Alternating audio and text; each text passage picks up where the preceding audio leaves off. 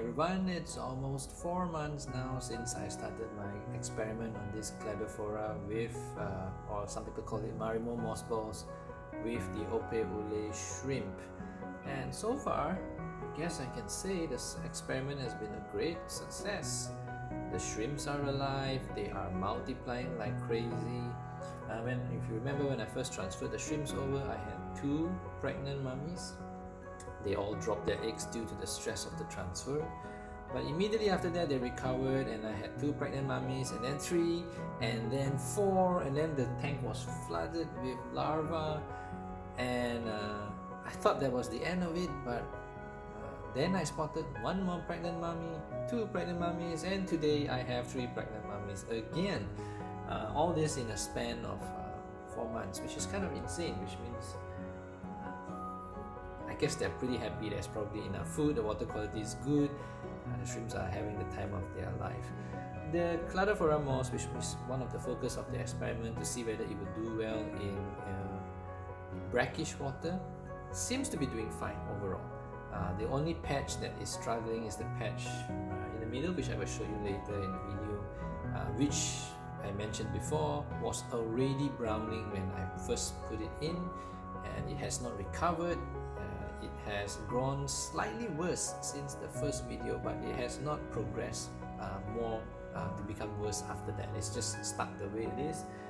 I guess that patch is probably already dead, but I don't know, new growth isn't happening, neither is the dead portion spreading.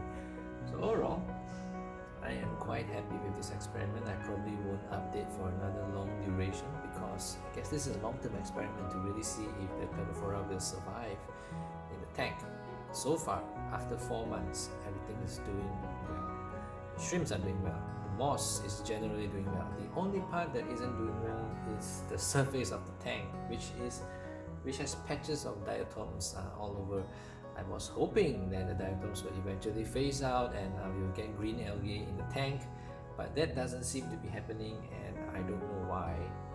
It could be because my tank is too silica heavy, too many silicates, because I use fine sand as my substrate. I don't know. Anyway, the shrimps do spend time foraging on the diatoms, so far it looks okay. And I'll just leave it for now until, I don't know, something bad happens, I guess. Everything looks fine. So for the rest of the video, I will show you a close-up of what's going on in the tank, and the babies, and the pregnant mummies, and the moss, and the diatoms. Thank you for watching. So as you can see, there are still pregnant shrimps. In fact, there are 2 of them right here. And there is diatoms all over the front of my aquarium, which I still have not cleaned. The sand is starting to look a little bit gross, but overall it's teeming with juveniles who have grown from their larva stage and are now swimming all over looking for food. They are all over the rocks. You can see different sizes, and yeah, the aquarium is still doing very well. Most of the Cladophora, which is the main purpose of my experiment, seems to be doing fine, except once again for that patch right here.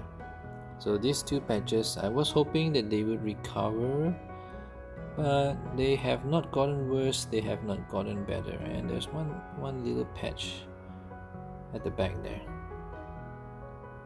Otherwise, I would say that after almost, we're 1 week shy of 4 months, this experiment has been proven to be quite successful.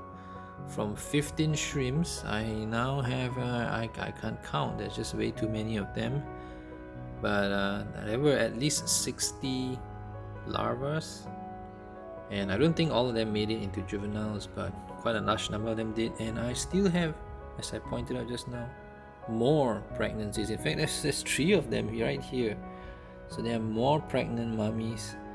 And actually that's what's preventing me from cleaning the front side of the aquarium.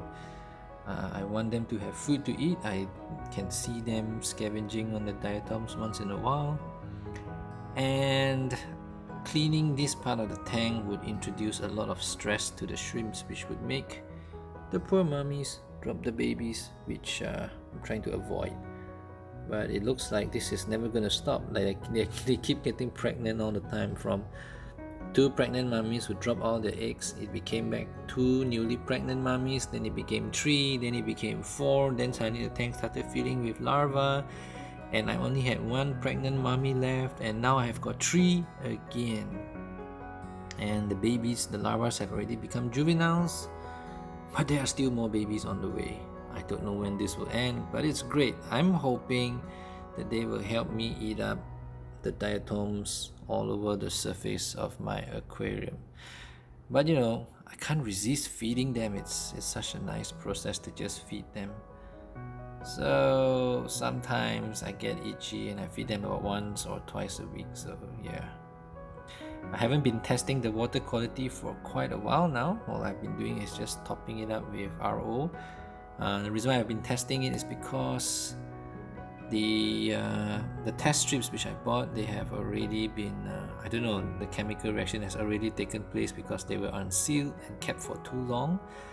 I've yet to order new ones, so for now I'm just letting it be. But I think maybe give it a month or so, I may order a new ammonia test kit and a new nitrite test kit and update on the numbers. So far everything looks really good, except for that patch right there. All the babies everywhere, tiny kids. Well, looking good.